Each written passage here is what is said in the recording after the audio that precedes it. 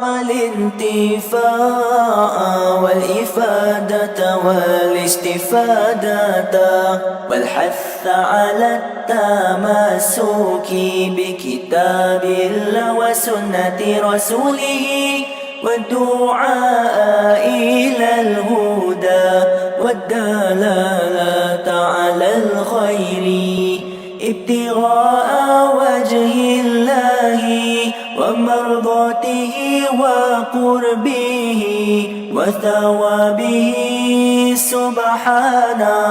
سبحانه وتعالى.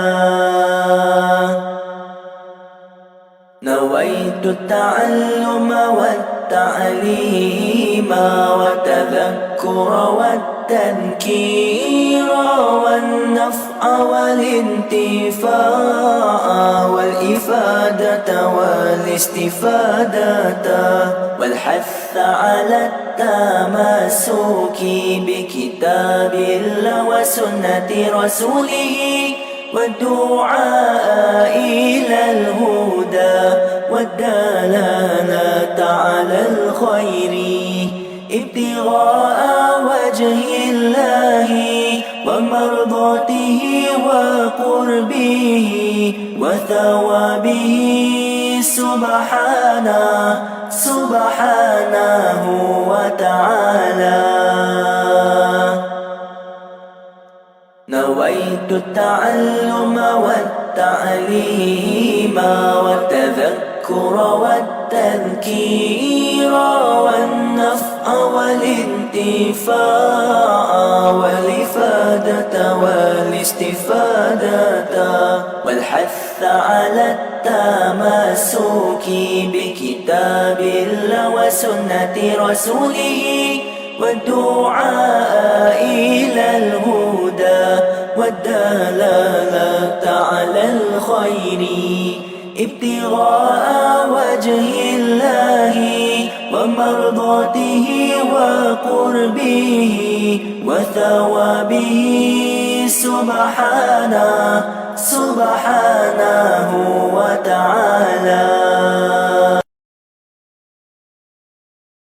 نويت التعلم والتعليم والتذكر والتذكير والنفع والانتفاع والإفادة والاستفادة والحث على التمسك بكتاب الله وسنة رسوله والدعاء إلى الهدى والدلالة على الخير ابتغاء وجه الله ومرضاته وقربه وثوابه سبحانه وتعالى.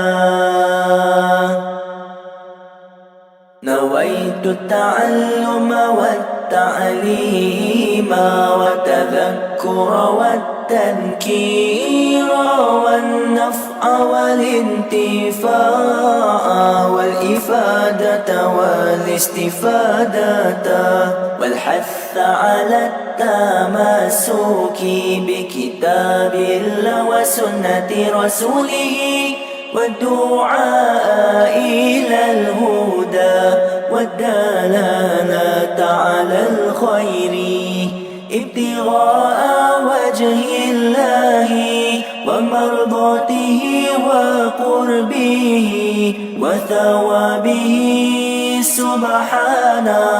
سبحانه وتعالى.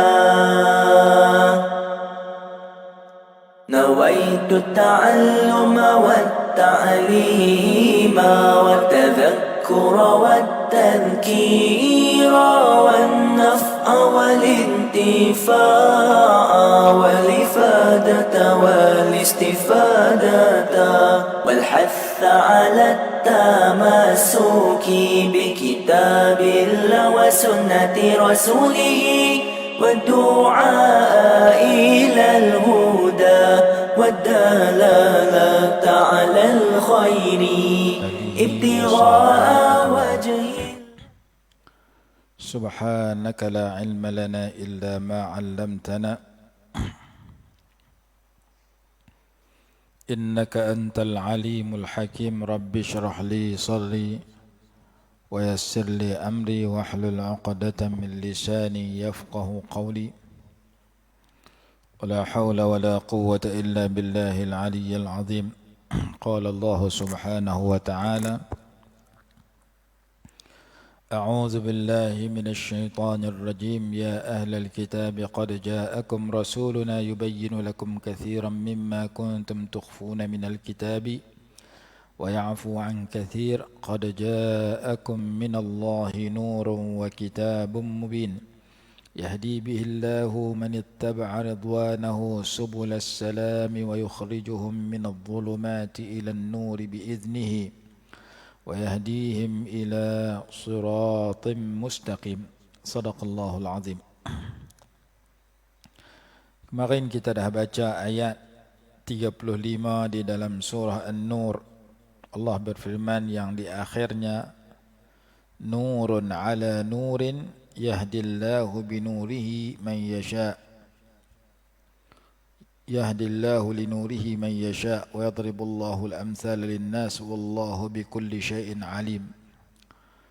Nurun ala nur, cahaya di atas cahaya,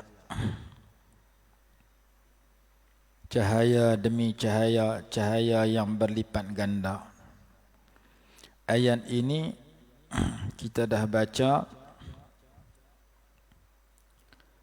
dalam surah An-Nur, dan kalau kita lihat dalam marhaban ada perkataan yang berbunyi anta syamsun anta badrun anta nurun fawqa nuri. Anta syamsun, engkau ialah matahari. Engkau ialah matahari, yakni engkau seumpama matahari. Dalam ilmu balaghah dia panggil tashbih baligh, perumpamaan yang mendalam, yang membuang adatut tashbih, membuang wajah syabah, membuang huruf perbandingan dan bentuk sebab apa ia diperbandingkan. Anta syamsun, engkau ialah matahari, yakni engkau umpama matahari. Anta badrun, engkau umpama bulan purnama. Anta nurun fawqa nuri, engkau cahaya di atas cahaya. Di sini nurun ala nur, cahaya di atas cahaya.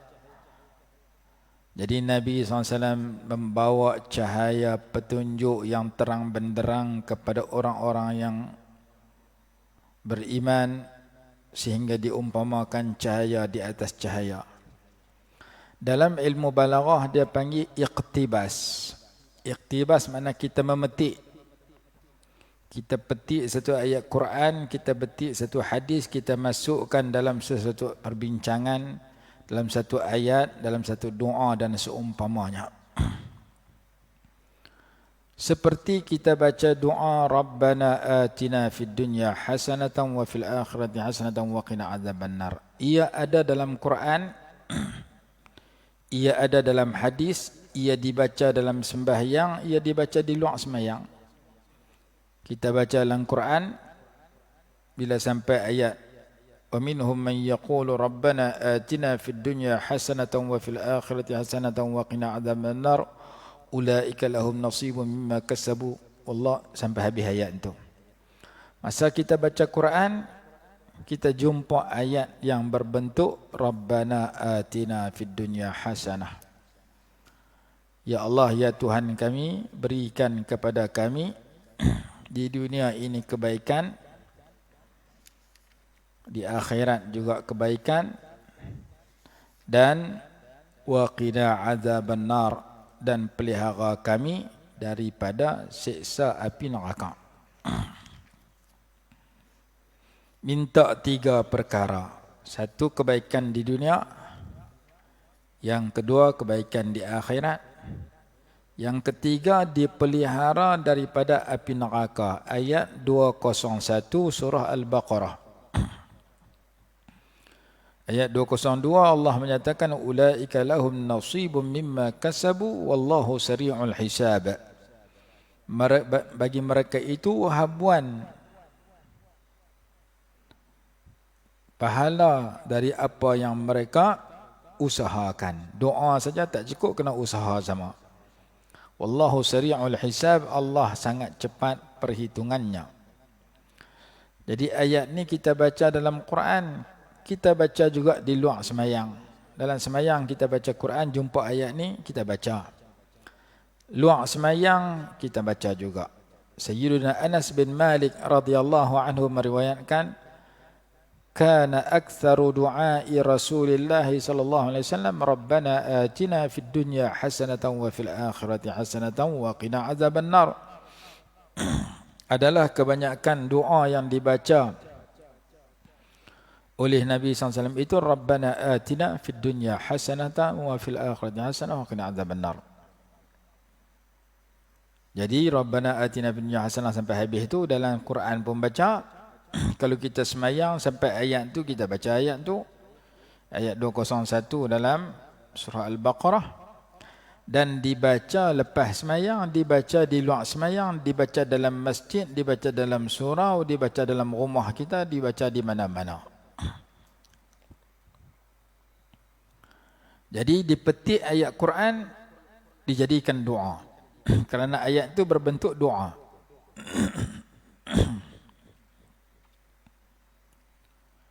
Begitu juga cerita Nurun ala Nur.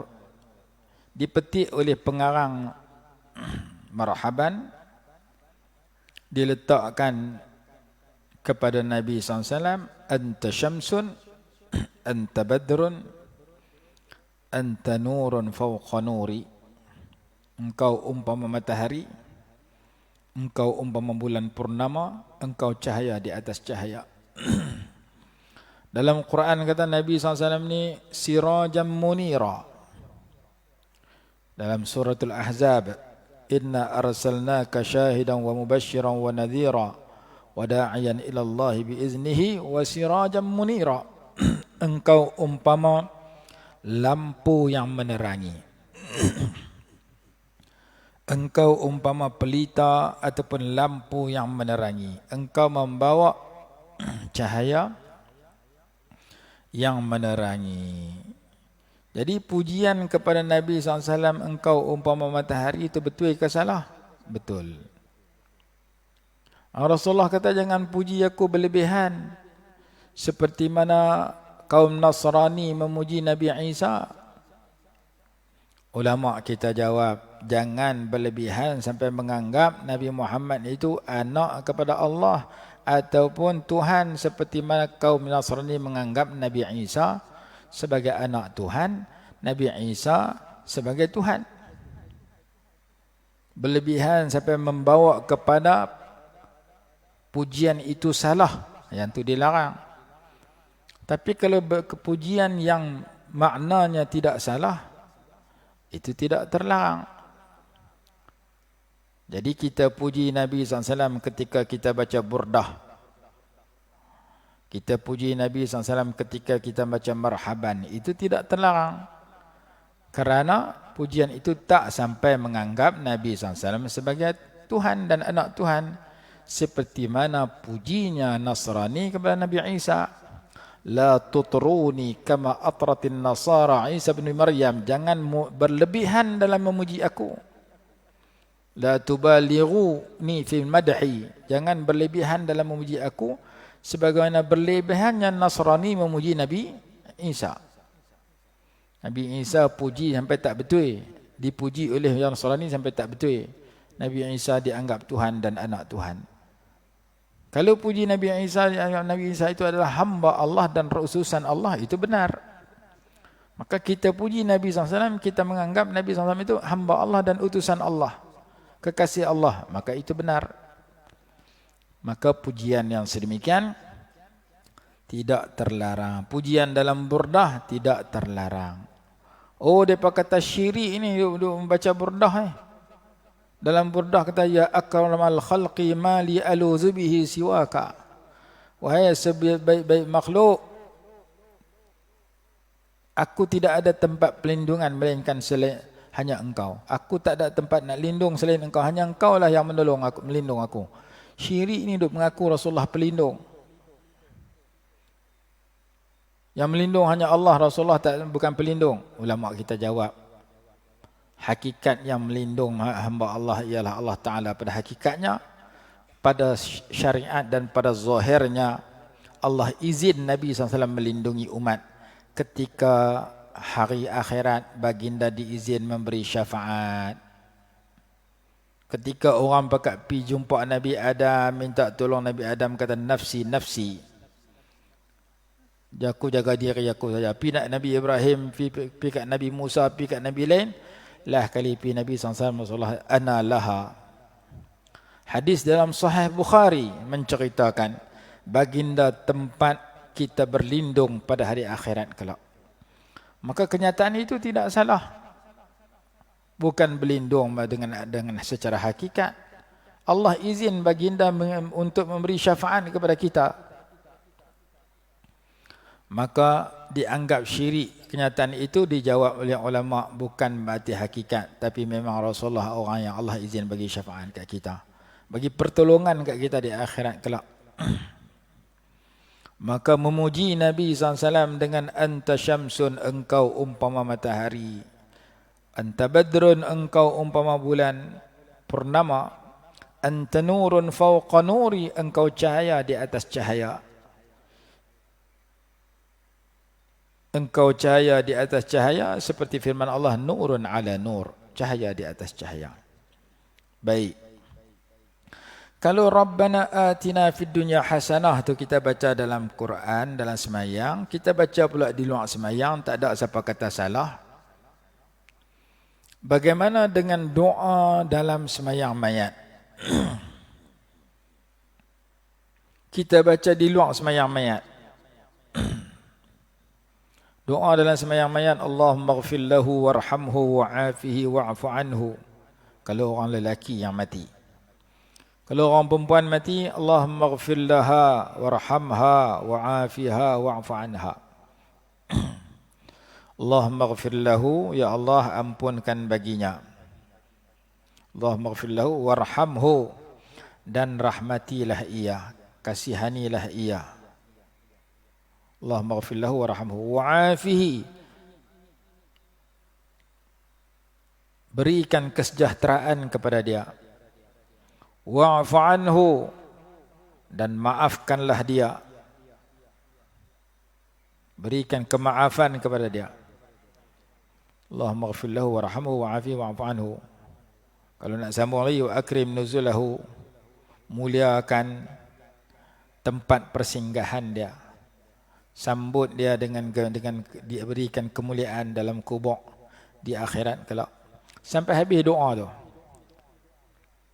Kita baca dalam sembahyang mayat, takbir yang ketiga. Kalau orang perempuan, Allahumma ighfir laha. Kalau khunsa, Allahumma ighfir lahu. Maka kita baca dalam sembahyang mayat. Boleh tak kita baca di luar sembahyang mayat? Kita dengar kata orang mati, masuk dalam WhatsApp kita, si fulan telah kembali ke rahmatullah. Kita pun sambut, Allahumma ighfir lahu warhamhu, semoga Allah ampunkan dosa dia. Di luar sembahyang mayat. Makna dia bagus. Maka sebagaimana Rabbana atina fid dunya hasanah, kita baca dalam sembahyang, kita baca luar sembahyang, makna dia bagus, elok. Maka doa itu dibaca luar sembahyang mayat pun boleh. Kalau dalam sembahyang memberi manfaat, luar sembahyang memberi manfaat, kerana dua-dua doa. Maka bila orang beritahu si fulan dah meninggal, kita jawab inna lillahi wa inna ilaihi raji'un. Allahumma ighfir lahu warhamhu wa'afihi wa'fu anhu. Allahumma ighfir laha warhamha wa'afiha wa'fu anha. Lepas tu kita tutup dengan Al-Fatihah. Boleh tak baca Fatihah di luar semayang bagi kat orang mati, doa kat orang mati? Dalam semayang mayat kita baca Fatihah. Takbir yang pertama. Selepas takbir pertama lah semayang mayat baca Fatihah. Hadis Bukhari. Nabi SAW semayang mayat baca Fatihah. Riwayat Ibnu Abbas radhiyallahu anhuma ataupun Ibnu Umar radhiyallahu anhu, dia kata innaha minas sunnah. Membaca Fatihah dalam semayang mayat itu adalah sunnah Nabi SAW. Hadis Bukhari. Sekiranya doa Allah Rabbana atina fid dunya hasanah sampai habis dibaca dalam semayang, dibaca luar semayang boleh. Allahumma ighfir lahu, Allahumma ighfir laha dibaca dalam semayang mayat, dibaca luar semayang mayat boleh. Fatihah dibaca dalam semayang mayat, apakah Fatihah tu tak boleh baca di luar semayang mayat? Wahabi kata tak sadut baca Fatihah. Dengar orang mati tak sadut baca Fatihah. Baca innalillah sudah. Pasal Rasulullah tak nak buat, dia kata. Sedangkan ulama kita ajak boleh baca. Kenapa boleh baca? Kerana Fatihah itu sudah dibaca dalam sembahyang mayat dan memberi manfaat kepada si mati. Maka Fatihah dibaca di luar sembahyang mayat dengan niat semoga Allah Ta'ala memberikan keampunan, kerahmatan kepada si mati. Dengan berkat Fatihah yang dibaca, mudah-mudahan memberi manfaat kepada si mati. Mari kemarin dulu orang hantar satu klip video, dia kata tak usah baca Fatihah kalau orang mati, baca inna lillahi wa inna ilaihi raji'un sudah. Pasal baca Fatihah tu tak ada dalam hadis. Senang dia kata aku tu. Sedangkan orang kita duk amal kata dah. Ulama kita jawab lagi. Jadi kalau orang tanya lain kita apa cerita boleh baca Fatihah kepada orang mati di luar sembahyang, dalam kitab Al-Hafiz Abdullah Siddiq Al-Ghumari rahimahullah ada sebut sedemikian. Kalau Fatihah dalam sembahyang mayat memberi manfaat, Fatihah di luar sembahyang mayat juga mudah-mudahan memberi manfaat kerana dia sama-sama Fatihah dan sama-sama ayat Quran. Begitu juga sebagian ulama kata kalau ada orang mati lalu diambil duit yang dia tinggalkan ataupun keluarga dia keluar duit sendiri, bagi kepada orang lain, minta tolong buat upah haji kepada si mati. Si mati menerima pahala upah haji itu. Dia bukan buat pun, dia mati dah.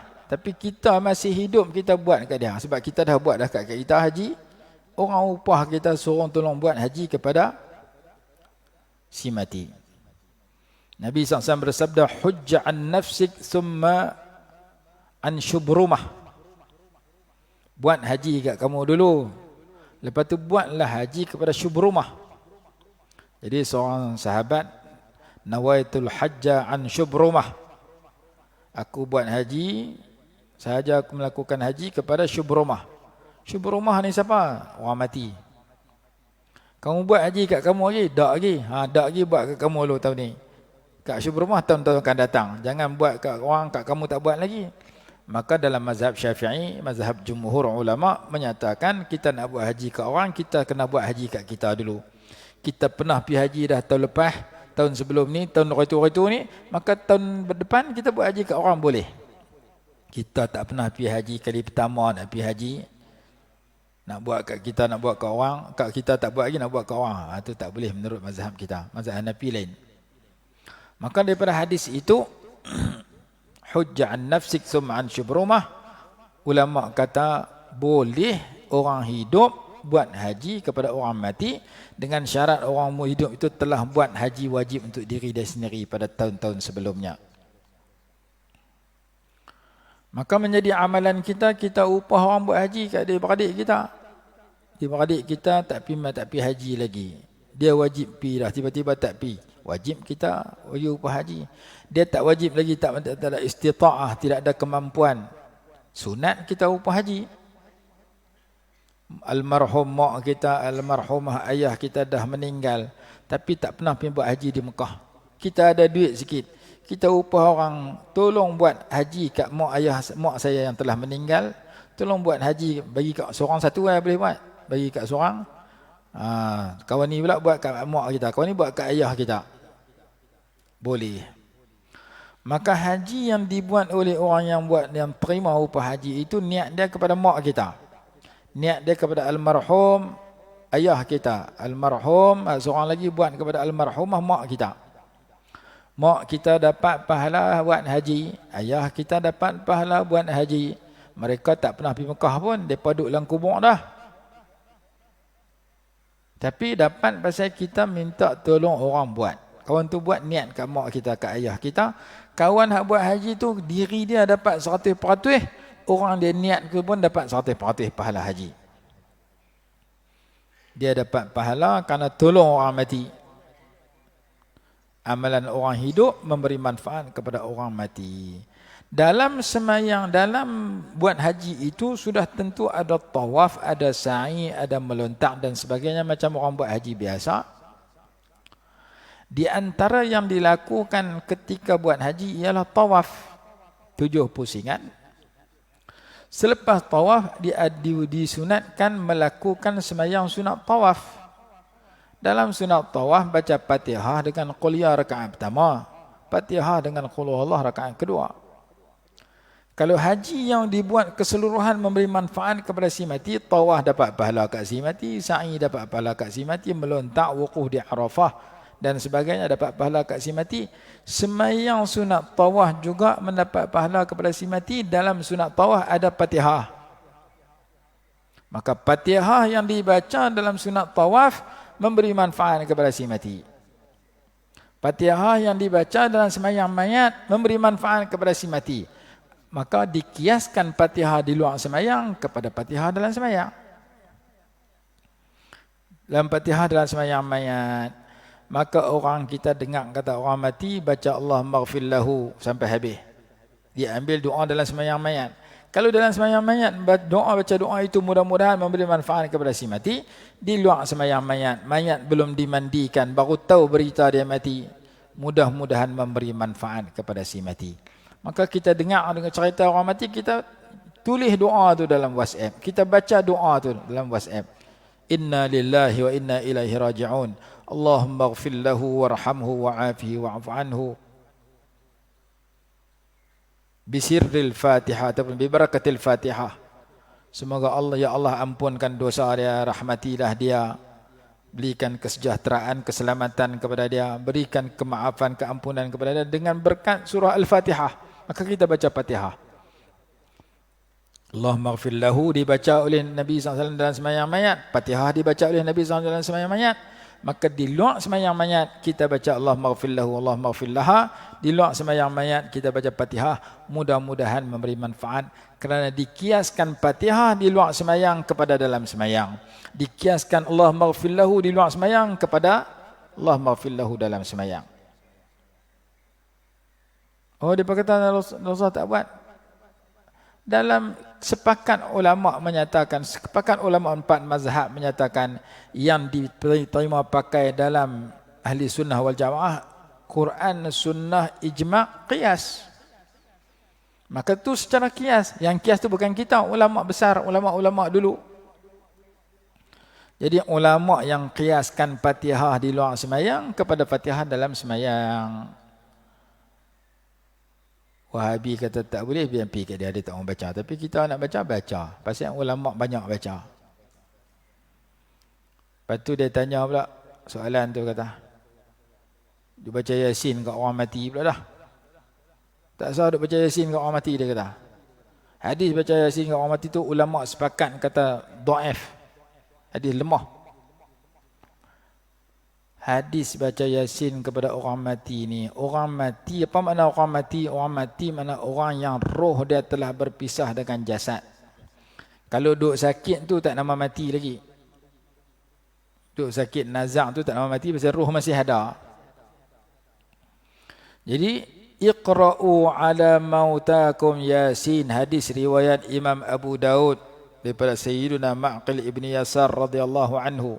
Riwayat Imam Ibnu Majah, riwayat Imam Ahmad, riwayat Imam Ibnu Hibban. Banyak ulama hadis riwayat hadis tu. Hadis itu tidak dianggap dhaif oleh Imam Abu Daud. Almarhum Said Muhammad Alawi Al-Maliki rahimahullah menulis dalam kitabnya Hadayal Ahya' lil Amwat. Dia kata hadis tu Imam Abu Daud tak kata dhaif. Maksud di si Imam Abu Daud bukan hadis dhaif. Sakata anhu Imam Abu Daud. Abu Daud diam tak kata dhaif. Tak kata dhaif berarti di sisi Imam Abu Daud sama ada sahih ataupun hasan. Dan hadis itu sahih di sisi Imam Ibn Hibban di dalam Sahih Ibn Hibban. Disebutkan juga oleh Al-Imam Al-Ajluni dalam kitabnya Kashful Khafa. Jadi ulama tak sepakat hadis ini dhaif. Ada ulama kata dia bukan dhaif, dia sahih. Siapa kata? Imam Ibn Hibban rahimahullah dalam Sahih Ibn Hibban. Baca Yasin kepada orang mati, ada ulama kata hadis sahih dan ulama kata. Kalau dhaif sekalipun ulama jumhur ulama kebanyakan ulama kata boleh beramal dengan hadis dhaif dalam bab fadailul a'mal dengan syarat-syarat tertentu, antaranya baca Yasin kepada orang mati ini fadailul a'mal. Dalam banyak kitab mustalah hadis sedemikian. Kebanyakan ulama kata boleh baca, boleh beramal dengan hadis dhaif dalam bab fadilat amal. Seperti contoh baca Yasin kepada orang mati adalah mempunyai kelebihan tersendiri. Iqra'u ala mautakum Yasin. Jadi kalau kita baca Yasin ke orang sakit nak mati, boleh ke tak boleh? Imam Suyuti rahimahullah menjelaskan dalam kitabnya Syarhus Sudur. Kalau tak silap Syarhus Sudur nama kitab tu. Dia kata orang mati ini ada makna secara hakiki, ada makna secara majazi, secara pinjaman. Orang mati secara hakiki maksudnya jasad dah berpisah dengan roh. Maksudnya dia mati pukul 5 petang, kita baca Yasin pukul 5 minit. Kita baca Yasin ke orang yang telah mati. Ataupun kita tanam dia tahun 2010 dulu dia mati, kita pergi semayang, kita baca Yasin kat dia, di kubur dia, ataupun di rumah dengan niat Allah Ta'ala sampaikan kepada si mati pahala Yasin itu, tahun 2020, 10 tahun dah mati, kita baca Yasin di kubur dia ketika ziarah. Silakan, kerana masuk dalam amalan hadis, Iqra'u ala mautakum Yasin. Rasulullah tak pernah buat. Sunnah Rasulullah bukan perbuatan Rasulullah saja. Ada sunnah berbentuk perkataan, kata-kata, qaul. Ada sunnah berbentuk takrir, pengakuan. Jadi sunnah Rasulullah ada qauliyah, ada fi'liyah, ada taqririyah, pengakuan. Rasulullah tak pernah buat. Rasulullah sabda suruh baca. Iqra'u ala mautakum Yasin. Jadi kata Imam Suyuti rahimahullah, orang mati itu boleh guna 3 tempat. Perkataan orang mati itu. Orang mati maksudnya orang yang telah mati, itu secara hakikat. Orang mati itu orang yang sedang roh sedang keluar, tak mati lagi, tapi tengah duk keluar roh, secara pinjaman. Orang yang sakit teruk nak mati, secara pinjaman. Yang ni bacalah orang mati, yang ni orang yang sebelum mati, ketika mati, selepas mati. 3-3 boleh baca Yasin. Kerana mautakum tu boleh guna secara hakikat lepas mati, secara pinjaman masa nak mati. Maka menjadi amalan kita orang sakit teruk kita baca Yasin, kerana hadis kata boleh baca ke orang mati. Yang ni orang mati bukan sampai orang yang dah mati dah. Orang hak nak mati, tak mati lagi pun boleh baca juga. Kerana dia dianggap orang mati secara pinjaman. Maka Imam Suyuti rahimahullah menjelaskan orang sakit teruk baca Yasin. Memang kita duk amai pun. Mai Wahabi dia kata masuk orang mati lepas tu lah, ataupun hadis dhaif. Nak amai hadis dhaif sahih, tak selalu amai hadis dhaif. Maka kita baca Yasin ke orang mati. Hadis dhaif pun dia masuk dalam fadailul amal, boleh dibaca. Dan bukan semua ulama sepakat kata dhaif. Ada ulama kata sahih, seperti Imam Ibn Hibban rahimahullah. Maka orang dengar orang mati baca Fatihah, silakan. Orang dengar tengok orang sakit nak mati, sakit teruk, baca Yasin, silakan. Lepas mati baca Yasin, silakan. Masa sakit nak mati, silakan. Masa roh tengah duk keluar daripada kaki naik ke betih, tengah duk sakit teruk dah, baca Yasin juga. Kerana Yasin itu dibaca kepada orang sakit dan orang sihat. Hak sihat nak pergi Mekah pun baca Yasin. Anak nak ambil SPM pun baca Yasin. Yasin 5 quri'at lah. Yasin itu menurut niat orang yang baca. Ngikut apa dibaca? Kita baca Yasin supaya murah rezeki. Mudah-mudahan Allah murah rezeki. Kita baca Yasin supaya dapat ilmu manfaat. Mudah-mudahan ilmu manfaat. Dan Yasin ini banyak fadilat. Ada ulama mengamalkan Yasin tiap-tiap pagi, tiap-tiap hari. Tiap-tiap pagi sebelum subuh baca Yasin. Kita malam Jumaat tu pun duk tuang lalu. Minggu sekali pun teruk. Bulan sekali pun tak. Kita kata baca Yasin ni tak boleh masa orang nak mati. Pakai tak baca terus dah. Jadi hadis tentang baca Yasin ada banyak ulama riwayat. Bukan tekat orang dah mati 10 tahun dikuburkan. Boleh baca bukan tekat 5 minit lepas mati. Boleh baca sebelum mati. Secara majazinya orang nak mati pun mautakum. Orang sedang mati pun mautakum. Orang lepas mati mautakum. Mauta jama' daripada mayyit. Mayyit seorang yang mati. Mauta orang ramai yang mati. Bacalah Yasin kepada orang-orang yang mati di kalangan kamu. Yakni orang yang telah mati, orang yang belum mati, belum dekat nak mati, orang yang sakit teruk tengah nazak, baca Yasin. Maka kita buat lagu tu. Mudah-mudahan kalau dia tak lega sakit pun dia mati elok. Mati sempat bertaubat. Mati malam Jumaat, hari Jumaat. Mati dalam keadaan tengah buat-buat baik, mati tengah semayang kah, mati tengah zikir kah, mati tengah baca Quran kah, dengan berkat Yasin yang kita baca ke orang sakit tu, dan kita doa kepada si mati supaya mati elok. Mudah-mudahan Allah bagi kat kita semua mati elok, kerana kita minta Allah bagi kat orang lain mati elok, kerana hadis kata doa bi dhahril ghaib mustajab. Jadi mudah-mudahan terjawab persoalan yang dikemukakan oleh salah seorang daripada pendengar kita. Dia hantar klip video. Dia kata, bolehkah baca Fatihah kepada orang mati? Bolehkah baca Yasin ke orang mati? Jawapan dia, kebanyakan ulama kata boleh. Hak kata tak boleh tu biasanya dia terpengaruh dengan aliran yang bercanggah dengan aliran yang diamalkan oleh kebanyakan ulama. Kerana saya sebut tadi, boleh baca Rabbana atina fid dunya hasanah dalam semayang, kerana kita baca Quran sampai ayat tu, dan boleh baca di luar semayang Rabbana atina fid dunya hasanah fil akhirati hasanah wa qina adzabannar. Boleh baca Fatihah dalam semayang, boleh baca Fatihah luar semayang. Boleh baca Fatihah dalam semayang mayat, boleh baca Fatihah untuk mayat di luar semayang mayat. Boleh baca Allah maghfir lahu dalam semayang mayat, boleh baca di luar. Nama dia iqtibas, dipetik daripada ayat Quran dan doa, dijadikan doa. Sebagaimana nurun ala nur dalam surah An-Nur, dan ke dalam marhaban anta nurun fawqa nuri, engkau cahaya di atas cahaya.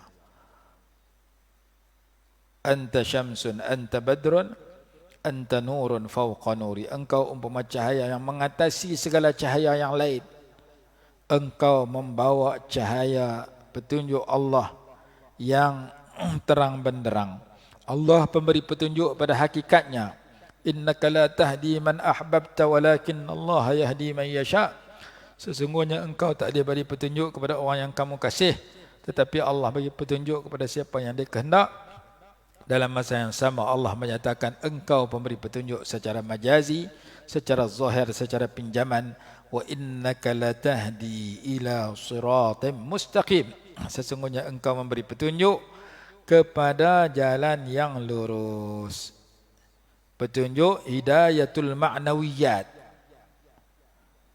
Petunjuk kepada al-kauniyat al-maddiyah kita lihat. Petunjuk kepada alam yang kita nampak dengan mata, kita lihat matahari wamai. Petunjuk kepada ini akidah yang betul, ini akidah yang salah, ini ibadat yang betul, ini ibadat yang salah, ini akhlak yang mulia, ini akhlak yang keji, ini jalan ke syurga, ini jalan ke neraka, ini orang yang perlu kita kasih, ini orang yang perlu kita benci dan tentang. Yang perlu kita lawan dan tentang ialah iblis dan syaitan. kafir harbi dan sebagainya. Yang ini jalan yang orang yang Allah redha, yang Allah murka. Tidak lain dan tidak bukan Nabi Muhammad SAW memberikan hidayatul ma'nawiyat. Habang kat kita, ni petunjuk, ni cahaya, ni gelap, ni elok, ni tak elok. Dan orang-orang terpilih sahaja yang Allah bagi petunjuk untuk ikut jalan dia yang betul. Dan orang yang Allah bagi petunjuk untuk ikut jalan kekasihnya Nabi Muhammad SAW yang betul. Sambungan ayat Allah berfirman, yahdillahu linurihi man yasha. Allah memberi petunjuk kepada cahayanya akan sesiapa yang Allah kehendaki. Allah kehendak dapat petunjuk. Allah tak kehendak sebaliknya.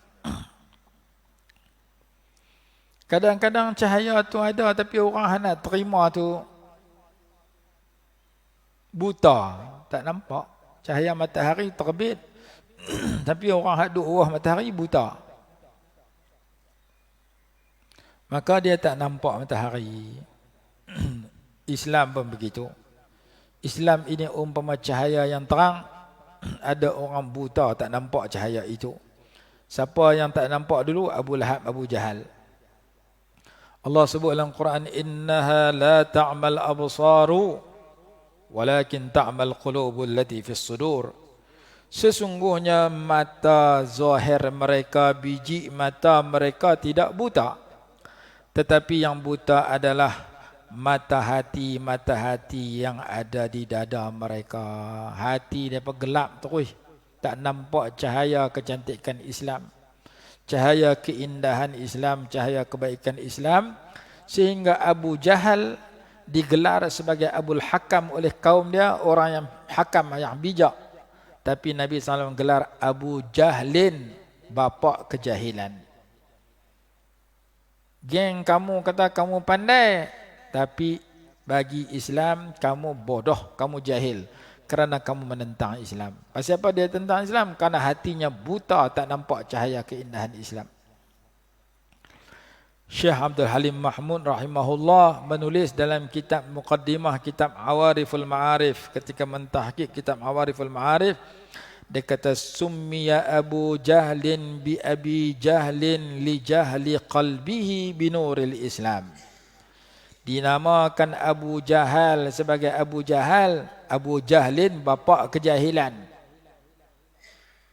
Kumpulan kaum dia panggil bapa kebijaksanaan. Kerana kana minal musaqqafin, dia orang berpendidikan, orang ada pelajaran, orang boleh baca, boleh tulis, tapi digelar Abu Jahlin bapa kejahilan kerana hatinya jahil tentang cahaya kecantikan dan keindahan Islam. Jadi orang yang mengaji tinggi dapat MA PhD tapi duk lawan Allah dan Rasul, canggah dengan jumhur ulama warasatul anbiya, mereka itu hati mereka agak kelabu kerana menentang alim ulama yang ramai. Muzaqqafin reti baca, reti tulis, sijil ada, tapi duk berasa lebih pada ulama. Ulama kata boleh baca Quran kepada si mati. Yang kata tu siapa? Jumhur ulama, kebanyakan ulama. Sebagaimana yang dinyatakan oleh almarhum Dr. Wahbah Az-Zuhaili ketika mentafsirkan ayat 39 Suratul Najmi, wa allaysa lil insani illa ma sa'a. Dalam klip video tu pula ustaz tu kata mazhab Syafi'i tak sampai pahala kepada si mati, dia ambil dalam tafsir Ibn Katsir. Sedangkan kalau kita baca tafsir Al-Qurtubi, tafsir Al-Alusi, Ruhul Ma'ani, dalam tafsir tu ada 14 tafsiran ulama lebih kurang kepada ayat wa allaysa lil insani illa ma sa'a, dan bersetuju boleh baca Quran kepada si mati. Jangan baca satu tafsir saja, terus habang ke orang. Sedangkan ada tafsir-tafsir lain yang lebih besar yang bersetuju dan itu pendapat kebanyakan ulama daripada 4 mazhab. Baik. Yahdillahu linurihi man yasha. Allah beri petunjuk kepada cahayanya akan sesiapa yang ia kehendaki. Allah bagi petunjuk kepada cahaya menghayati akidah yang betul, menghayati manhajul hayah, peraturan yang betul, menghadapi al-qiyamul aliyah, nilai-nilai murni, akhlak yang mulia, menghayati peraturan ajaran Islam yang lengkap. Allah Ta'ala bagi petunjuk kepada cahaya itu akan sesiapa yang Allah berkehendak. Sambungan dia panjang lagi. InsyaAllah kita sambung besok. Wallahu a'lam. Bismillahirrahmanirrahim. Alhamdulillahirabbil alamin wassalatu wassalamu ala sayyidina Muhammad wa ala alihi wa sahbihi barik wa sallim. Allahumma anfa'na bima 'allamtana wa 'allimna ma yanfa'una warzuqna 'ilman yanfa'una برحمتك يا أرحم الراحمين. ربنا آتنا في الدنيا حسنة وفي الآخرة حسنة وقنا عذاب النار. وصلى الله على سيدنا محمد وعلى آله وصحبه وسلم. الحمد لله رب العالمين.